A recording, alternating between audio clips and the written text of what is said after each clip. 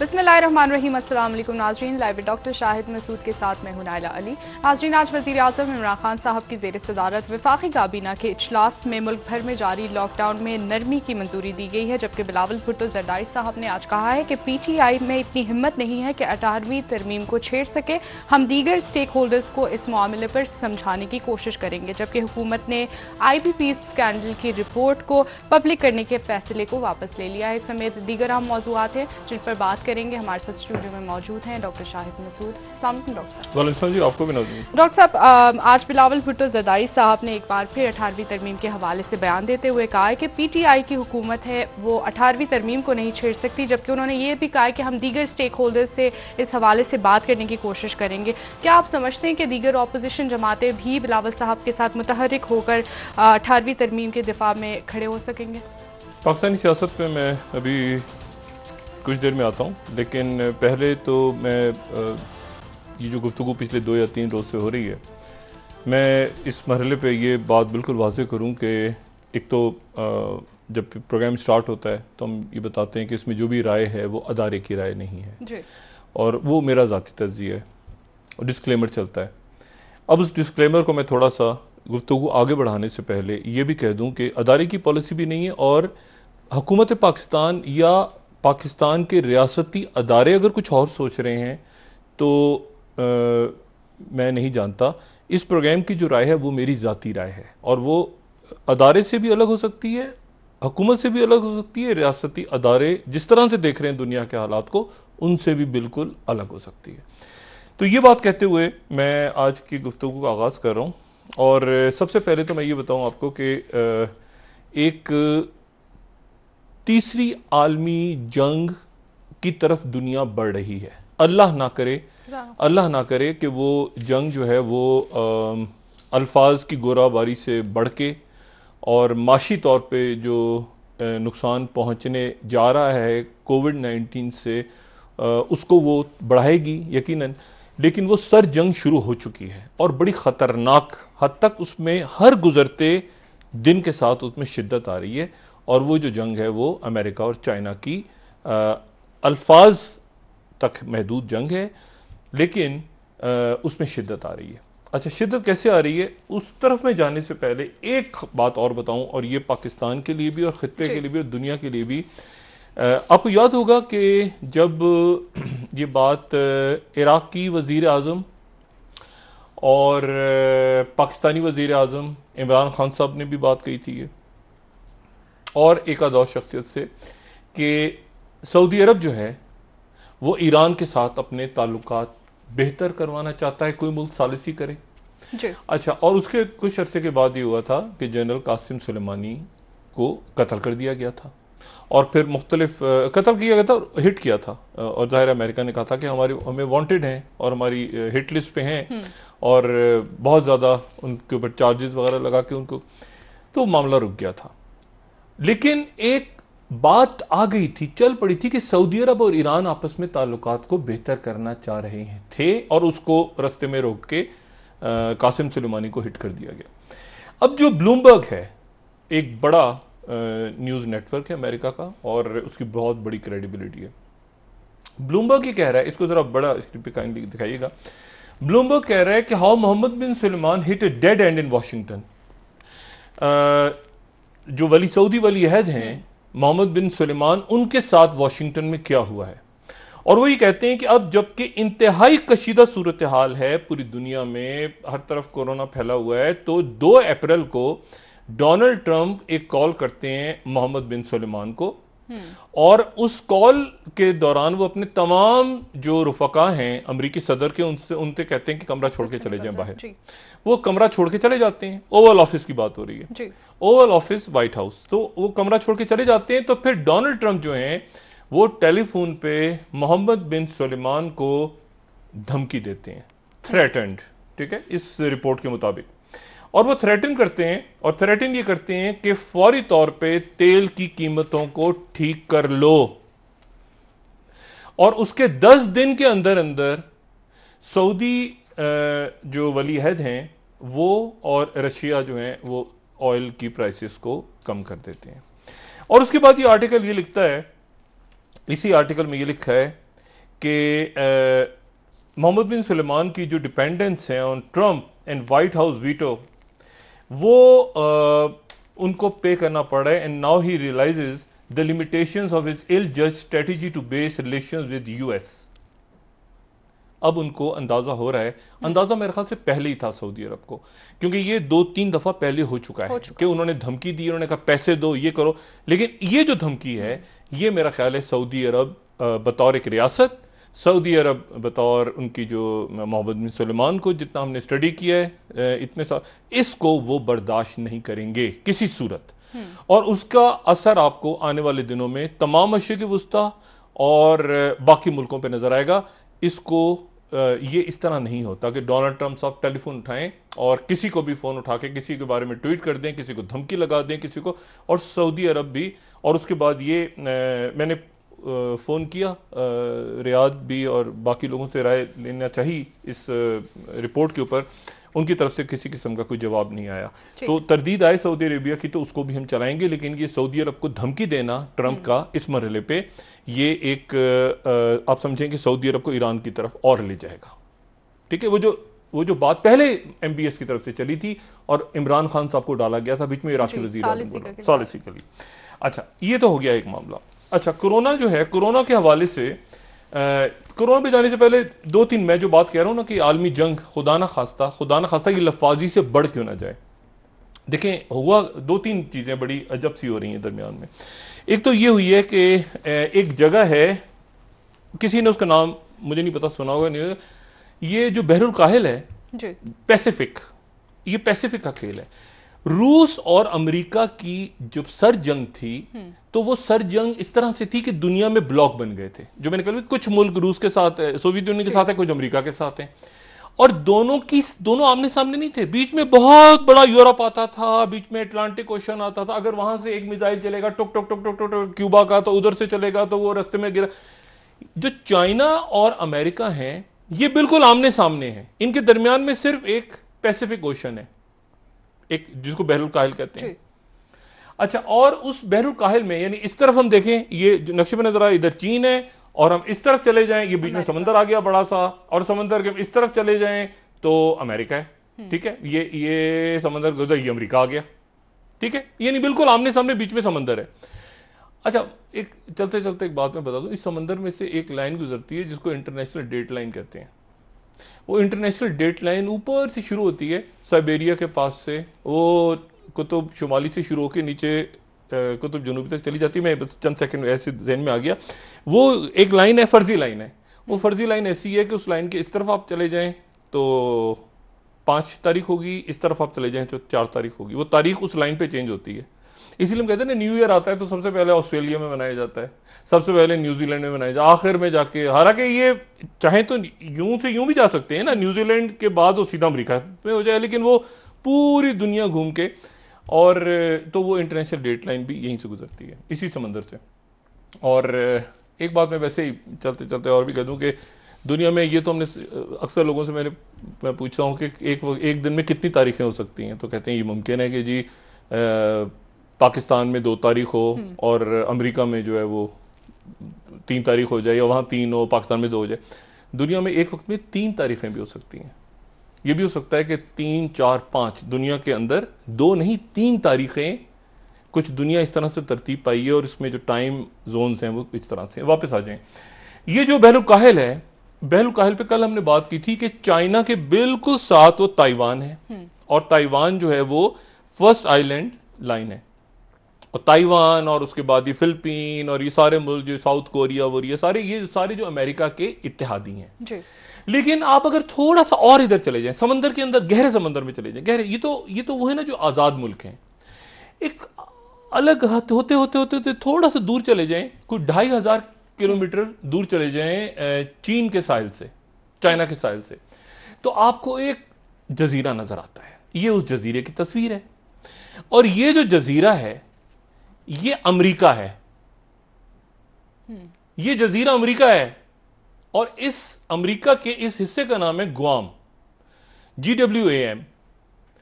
ये अमेरिका है, और ये पहले स्पेन के पास था, और स्पेन ने फिर कोई 200 साल 150 साल पहले ये अमेरिका की जब जंग हुई, अमेरिकन स्पेनिश जंग हुई, तो अमेरिका ने इस गुआम जजीरे पे कब्जा कर लिया। और ये जो जजीरा है इस पे रहने वाले जो है अमरीकी हैं, लेकिन उनको वोट डालने का हक नहीं है और वो इनकम टैक्स भी नहीं देते, लेकिन वो अमेरिकन बाय बर्थ उनके पास वो स्टेटस है जो अमेरिकन के पास होता है। 1,60,000 लोग यहां पे रहते हैं। सही। ये जो जजीरा है, अब आप सोचिए कि बहरुल काहिल के दरमियान में अमेरिका है। ये कितनी इंटरेस्टिंग बात है कि अमेरिका वो नहीं है जो उधर से हवाई के जजायर से और वहां से शुरू होता है उनका जो मगरबी बॉर्डर ना, दरमियान में ये गुआम जो है, यहां पर ये इतला आ रही है पिछले 24 घंटों के दौरान कि अमेरिकन ने अपने B-1 बॉम्बर्स को गुआम भेजा है। ठीक है, इसको भी काइंडली बड़ा कर दीजिएगा, इस खबर को भी। और B-1 बॉम्बर जो हैं ये हैवी बॉम्बर्स हैं और उसके साथ ट्रूप्स आ रही हैं बड़ी तादाद में, और उनका मकसद ये बयान हो रहा है B-1 बॉम्बर्स के आने का कि वो चाइना की तरफ से जो धमकी है और जो अमेरिका के इत्तेहादी डर रहे हैं, स्ट्रेटेजिक कमांड वालों ने ऐलान किया। ये मैं बता दूं, स्ट्रेटेजिक, इसको बड़ा कीजिएगा, ये मैं आपको जो दिखा रहा हूं ये मैं strategic command Pacific air forces की प्रेस रिलीज दिखा रहा हूं। ये अखबार की कटिंग नहीं है, ये पैसिफिक एयर फोर्सेस की प्रेस रिलीज है। वो ये कह रहे हैं कि हम B-1 हैवी बॉम्बर्स को इंडो पैसिफिक रीजन में भेज रहे हैं, डिप्लॉयमेंट कर रहे हैं फौरी तौर पे गुआम में। और वो इसलिए भेज रहे हैं वहां पे ताकि जितने इत्तेहादी हैं अमेरिका के, उनके अंदर जो खौफ पैदा हो गया है कि चाइना उन पे कब्जा ना कर ले, और सबसे पहले कब्जा करेगा तो ताइवान पे करेगा। ताइवान, क्योंकि ताइवान को वो अपना हिस्सा मानता है, ठीक है, जिसका खतरा है, ठीक है ना, लेकिन करेगा तो फिर अमेरिका भी आगे से रिटेलिएट अमेरिका को करना पड़ेगा। तो एक तो ये खबर बड़ी खतरनाक खबर है। डॉक्टर साहब, चीन की जानिब से भी इसी हवाले से एक बयान आया है कि खुद को तैयार करना लाजिम हो गया है। मैं जरा इस खबर से मैं निकल जाऊं तो फिर मैं उसकी तरफ आता हूं कि चीन क्या करने जा रहा है। डॉक्टर साहब ब्रेक ले लेते हैं, वापस आके इस हवाले से। अच्छा, ये कोविड-19 के हवाले से नई रिपोर्ट्स आई हैं, ठीक है, कि अमेरिका में और दुनिया भर में जो अमवात हैं वो पहले जितने मॉडल्स बने थे उनसे कहीं ज्यादा अमवात, मॉडल्स हो सकता है बिल्कुल गलत हो, लेकिन कहीं ज्यादा अमवात का अंदेशा जाहिर हो रहा है। ठीक है डॉक्टर साहब, आपसे मज़ीद इस हवाले से बात करेंगे। तो मैं अल्लाह करे कि गलत हो, लेकिन मैं चूंकि साइंस मॉडल्स की बात करने जा रहा हूँ इसलिए ब्रेक। ठीक हो गया डॉक्टर साहब, दीगर सियासी पाकिस्तान के हवाले से भी आपसे बात करेंगे। नाज़रीन, एक ब्रेक ले लेते हैं, हमारे साथ रहिए।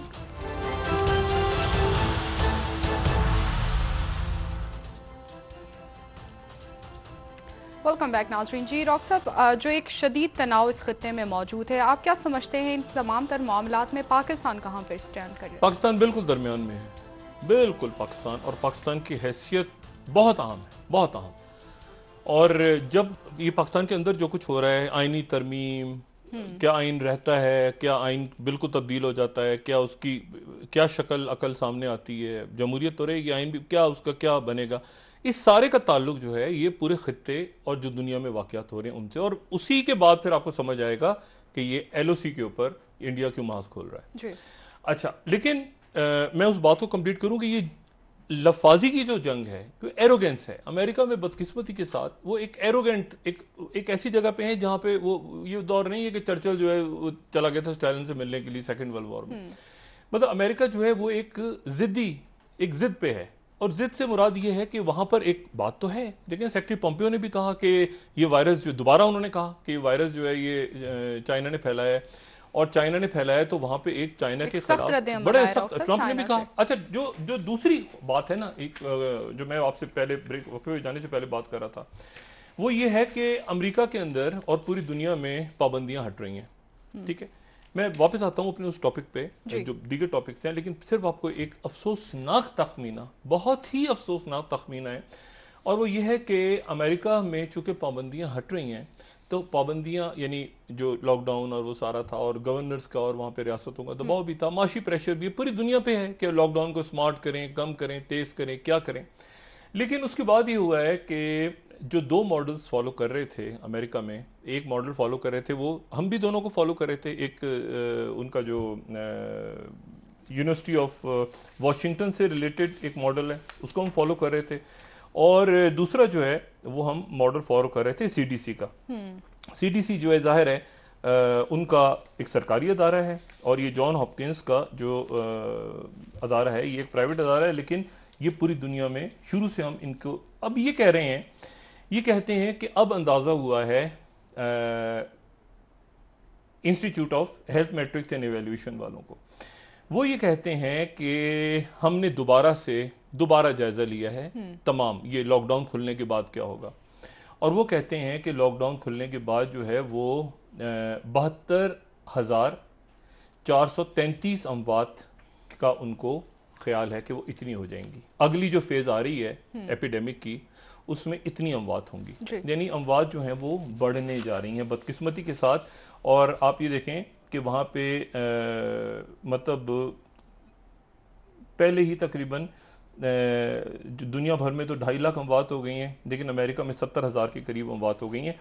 तो वो ये कह रहे हैं कि अब ये यहाँ तक ये बढ़ने जा रही हैं अगले फेज में इतनी। लेकिन जो दूसरी खौफनाक उनकी प्रिडिक्शन आई है, वो प्रिडिक्शन आई है CDC की तरफ से, जिसको वो डॉक्टर फॉस्टी और सारे जो उनका अपना सरकारी अदारा है, वो कहते हैं कि जैसे ही ये ख़त्म हुआ ये लॉकडाउन अमेरिका में, तो उसके बाद इस बात की तवक्को है कि 1 जून से हर रोज, मैं हफ्ते या 10 दिन की बात नहीं कर रहा, हर रोज अमेरिका में 3,000 अमवात होंगी। 3,000 अमवात हर रोज होंगी।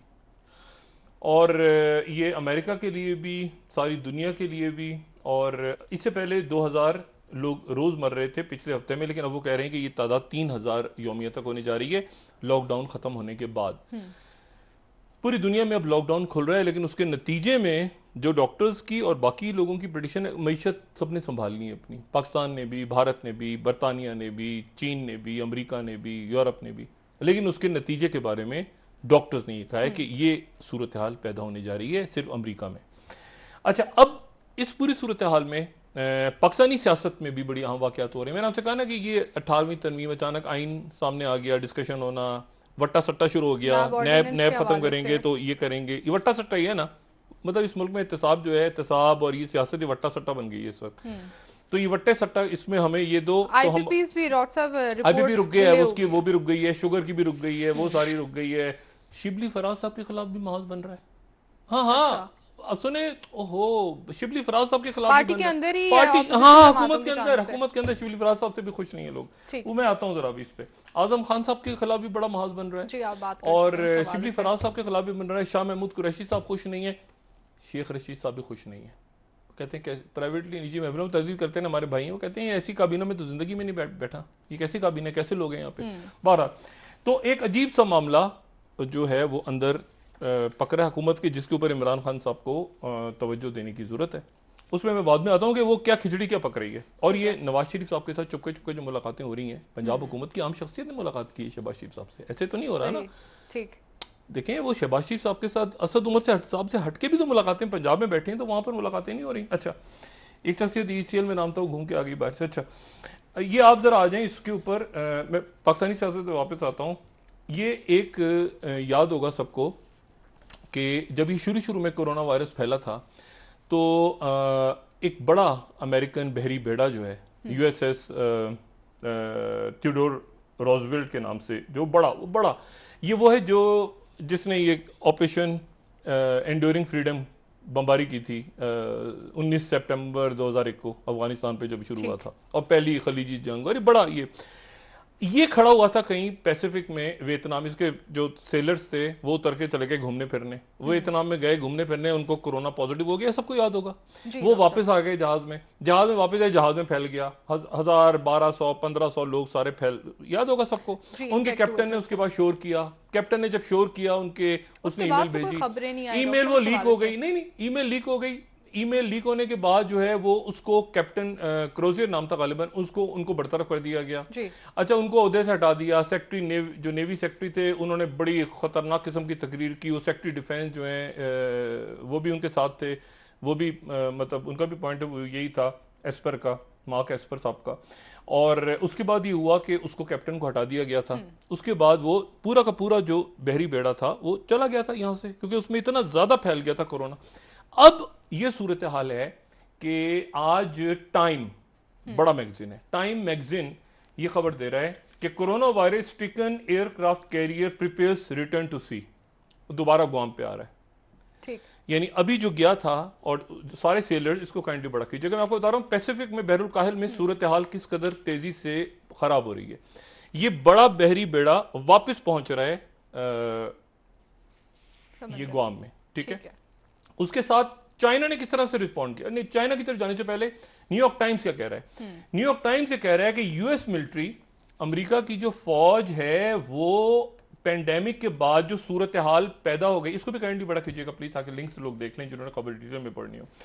वो कहते हैं कि वो कह रहे हैं कि यूएस मिलिट्री जो है उसने $20 बिलियन की फौरी तौर पे मदद मांगी है ताकि वो चाइना को काउंटर कर सकें, ऑलरेडी जो उनका बजट है उससे हटके। और वो कह रहे हैं कि हमें फौरी तौर पे इंडो पैसिफिक कमांड जो है उसकी तरफ से सिग्नल्स आए हैं और कांग्रेस को उन्होंने फॉरवर्ड कर दी है, और वो कह रहे हैं कि ये चाइना जो है पैसिफिक रीजन में हमारे जो अलाइज हैं उनके ऊपर किसी भी वक्त चाइना चढ़ाई कर सकता है। ठीक। तो न्यूयॉर्क टाइम्स के मुताबिक अमेरिकन मिलिट्री फौरी तौर पे $20 बिलियन मांग रही है ताकि पैसिफिक के अंदर अब आप ये देखें, अब आपको समझ में आ रहा है कि ये अरब ममालिक के अंदर अचानक मशरिक वस्ता के कई ममालिक में इंडिया के खिलाफ सोशल मीडिया कैंपेन, और ये इंडिया यहाँ पे इस खित्ते में चाइना के साथ ट्रेडिंग पार्टनर है, लेकिन स्ट्रेटेजिक पार्टनर वो अमेरिका का है। और इसीलिए ये पैसिफिक नहीं, इसको इंडो पैसिफिक इंडिया नहीं करवाया है खुद। तो अब अगर यहां पे कोई मामलात होते हैं तो एक वाहिद, ये नहीं कि तिजारत हम उससे करेंगे तो स्ट्रेटेजी हमारी, तो इंडिया को निकलना होगा इस पिक्चर से। आपने कहा कि आने वाले दिनों में सारे अंडे वहां डाले हुए टोकरे में, जैसे हमने डाले हुए थे जमाने में। अभी तो हम बैलेंस पॉलिसी है ना, हमारी बैलेंस पॉलिसी है। अब मसला ये है कि इंडिया फंस गया बीच में। और उसके बाद एक और रिपोर्ट जो बहुत इंपॉर्टेंट है इस पूरे खिते से रिलेटेड और इंडिया पाकिस्तान से रिलेटेड, वो है जो कि ये खबर आ रही है बहुत important, south China morning post. वो ये कह रहे हैं कि चाइना की फौज जो है, वो उनका जो मिलिट्री कॉम्प्लेक्स है चाइना का, वो अपना XIA के नाम से उनके उनका बड़ा एक वेपन है, वही समुद्री वेपन, बड़े उनके तैयारे, और समुद्री वेपन से मुराद जहाज है, ठीक है, बड़ा जहाज है, और न्यूक्लियर कैरी कर सकता है, सबसोनिक है, और वो ये कह रहे हैं कि अगर बैलिस्टिक मिसाइल्स को कैरी कर सकता है, और वो ये कह रहे हैं कि अगर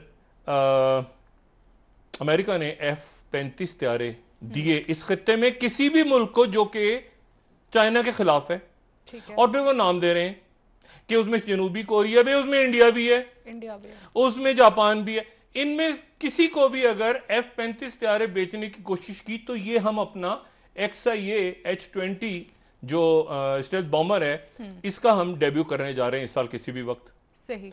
और उसमें उन्होंने कहा है, नाम लिया उन्होंने, कहा इंडिया को अगर देने की कोशिश की तो हम अपने अलाइज को दे देंगे। अब चाइना का अलाई कौन है इस खत्ते में, सोचने की बात है, ठीक है ना, वो हम अपने अलाइज को दे देंगे अगर F-35 उतारा।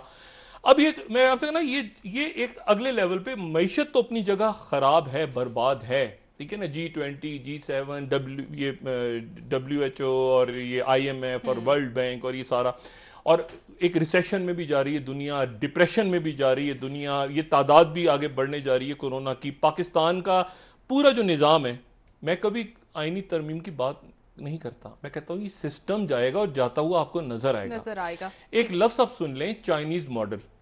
ठीक है डॉक्टर साहब, चाइनीज मॉडल। जी, आपसे मजीद इस हवाले से बात करेंगे, चाइनीज मॉडल। ठीक हो गया डॉक्टर साहब, आपसे इस हवाले से मजीद बात करेंगे। नाजरीन, एक ब्रेक ले लेते हैं। चाइनो अमेरिकन मॉडल कर लें, ये चाइनो ब्रिटिश मॉडल, मिला जुला सिस्टम, कोई निजाम। ठीक है डॉक्टर साहब, मजीद बात करेंगे। आइन के बारे में बात नहीं कर रहा जी, ठीक हो, वैसे ही एक लफ्ज इस्तेमाल किया मैंने। जी नाजरीन, एक ब्रेक।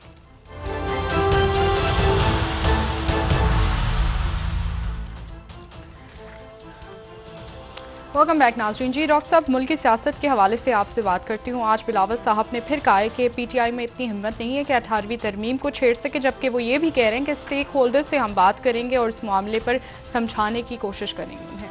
देखिए, ये जो 18वीं तरमीम का रौला है ना, 18वीं तरमीम ये वट्टा सट्टा एहतसाब के ऊपर कि नैब के अंदर ये चेंजेस, और शहबाज शरीफ साहब जो हैं वो बाहर आ जाते हैं, गिरफ्तार नहीं हो रहे और जवाब में जो है वो तरमीम करवा दी जाए और ये हो जाए। नहीं, ये कोई मुनासिब नहीं। जो भी कुछ भी हो, ये नहीं। आइन तरमीम करनी है, नहीं करनी, आइन को रखना है, आइन को बदलना है, उसको एहतसाब के साथ लिंक ना करें बराए करम। अब हुकूमती शख्सियात जो कि पिछली पार्टियों में रहकर आई हैं बेशुमार, और वज़ीर आज़म साहब के इर्द गिर्द आपको बेशुमार लोग नजर आएंगे। मतलब उनको कोई समझा रहा होगा ना, बिल्कुल ही कोई आदमी कोई यहाँ मोहल्ले में जिसकी पिटाई हुई होगी और वो जाके बन गया उनका स्पेशल असिस्टेंट या मुशीर या कोई दाएं बाएं। जो इलेक्टेड लोग हैं वो तो दूर हो गए हैं और हो रहे हैं। तो वो जाके उनको जब बताएगा ना जंग का, तो कहेगा कि नेपोलियन तो कुछ भी नहीं था, मोहम्मद बिन कासिम को क्या पता था, सिकंदर आजम कौन था, मैं बताता हूँ आपको जंग। वो ऐसी कहानी शहद की दलदलें चारों तरफ बैठी हुई हैं। अब मसला ये कि वो आईपीपीएस की रिपोर्ट गई। आईपीपीएस की रिपोर्ट इसलिए गई कि आईपीपीएस की रिपोर्ट में खुद जो बैठे हुए हैं वही लोग हैं, वही मुज़ाकरात कर रहे हैं आईपीपीएस के साथ। क्या कमीशन बनना था, क्या कुछ जबरदस्त होना था। शेख रशीद साहब ने वो चीनी माफिया वाला पूरा किस्सा छेड़ा, वो भी दबरदूज हो गया, वो साइड पे चला गया कहीं। ठीक है, वो जब आएगा तब आएगा। अच्छा, शेख रशीद साहब इस वजह से भी थोड़ा सा नाराज हैं, थोड़ा सा वो यानी वो खुश नहीं है मंसूबे पर भी डॉक्टर साहब सुप्रीम कोर्ट ने जवाब ये लेना देना, ये जो है ना कि एहतसाब यूं, उसमें हुकूमती शख्सियत भी आगे आगे। ठीक है, हमारे काबिल एहतराम बाबर इवान साहब वो और परवेज खटक साहब, यानी दोनों का नैब का मसला है, दोनों मुज़ाकरात कर रहे हैं, जल्दी खत्म कराओ। और जब बाबर इवान साहब वेल कनेक्टेड है पिछली पार्टियों से भी मतलब वो जल्दी खत्म करा दें।